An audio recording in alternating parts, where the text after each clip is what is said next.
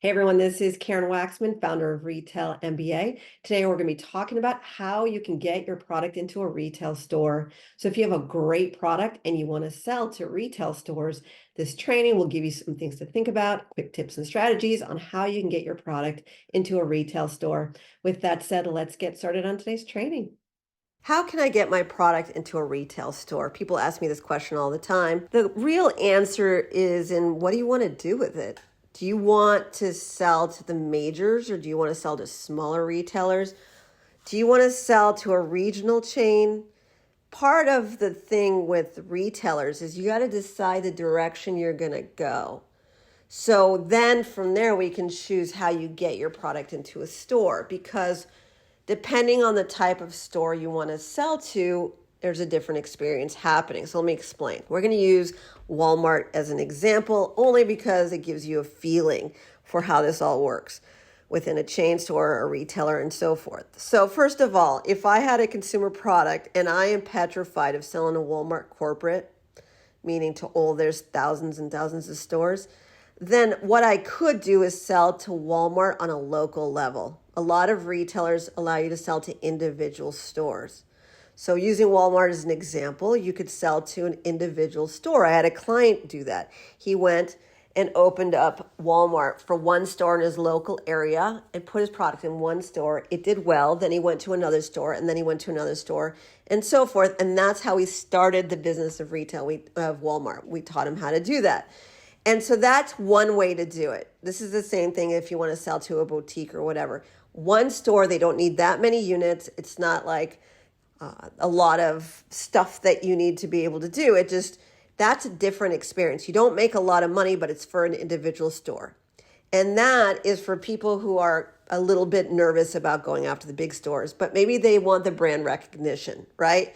So for you, if you're nervous about things, but you want the brand recognition, start with the individual store or go find retail chains that include an individual store situation, like you could sell to them locally. A lot of chain stores, you can do that today.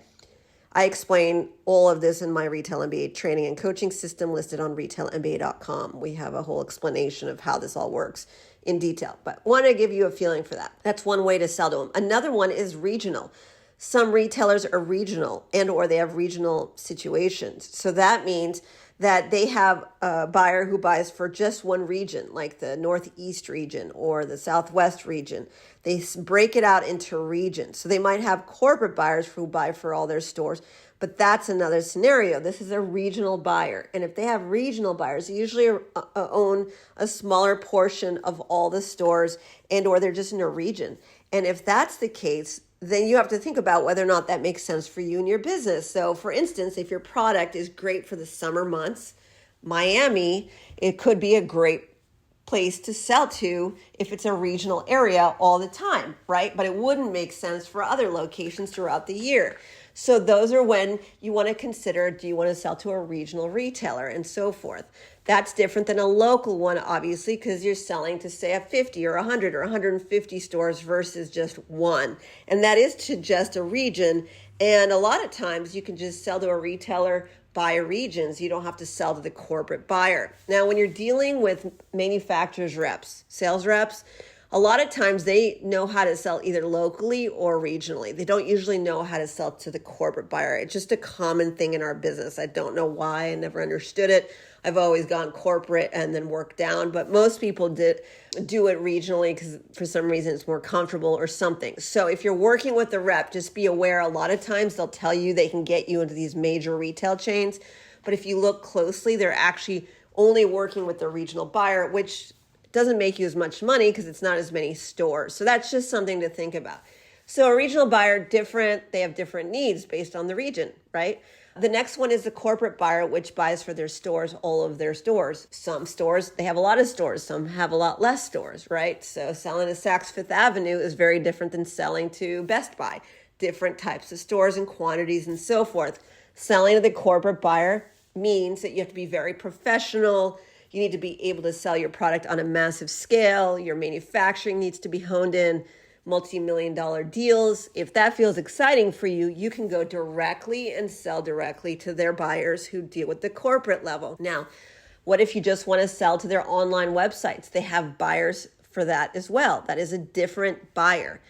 Then we have buyers who are international. So Best Buy Canada has different buyers than Best Buy United States. They are part of the same company, different budgets, different experiences. I hope you get my point. So the bottom line is, if you want to get your product into a retail store, you first need to choose which direction you want to go. And by the way, within a retail chain, you can sell to multiple different types of buyers.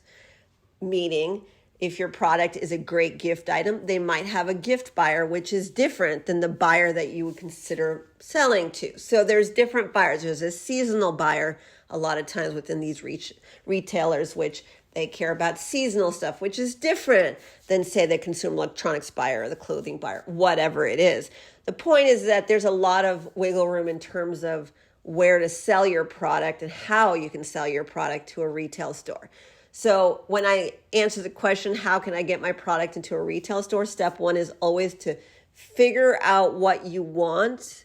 And if you're going corporate, then you need to prepare for the packaging and the pricing and everything to be more reasonable and massive, and versus an individual store where you could probably just get away with a dozen or 15 units per store, something like that, based on that retailer and so forth. Very different experiences. And then we can help you through that process, which is, with the chain stores, they're going to need marketing collateral and all these things and more money and that type of stuff, versus a smaller one. And that's a whole other discussion.